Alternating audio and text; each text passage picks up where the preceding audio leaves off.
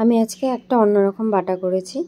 তো তোমাদের এই বাটার ভিডিওটা দিয়ে আমি তোমাদের জিজ্ঞাসা করেছিলাম, বলো তো এটা কী বাটা।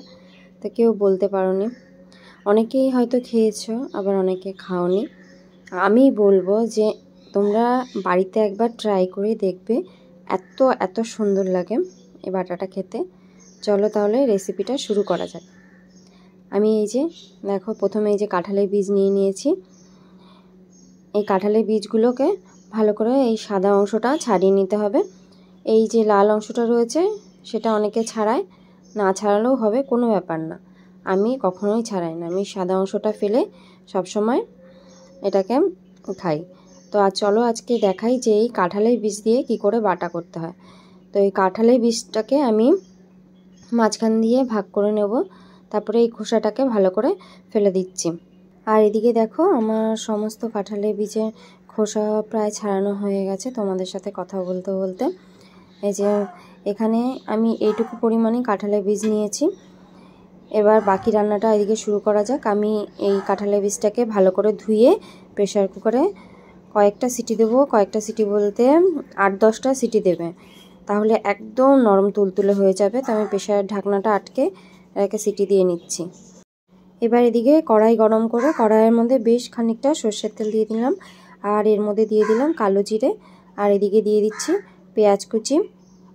পেঁয়াজ কুচি দিয়ে দেওয়ার পরে এবার এর মধ্যে আমি দিয়ে দেবো এই যে রসুন বাটা। এখানে পরিমাণ মতো তুমি রসুন বাটা দেবে। এটাকেও ভালো করে নেড়েচেড়ে নিতে হবে। এখানে পেঁয়াজটা একটু ভাজা ভাজা হয়ে গেলে আমি এর মধ্যে দিয়ে দেবো পরিমাণ মতো কাঁচা লঙ্কা। এখানে কাঁচা লঙ্কাটা একটু বেশি দিলেই তবে খেতে ভালো লাগে। আর এদিকে আমার পেঁয়াজটা ভাজা হয়ে গেছে। এবার আমার এদিকে কাঁঠালের বীজগুলো সেদ্ধ হয়ে গেছে।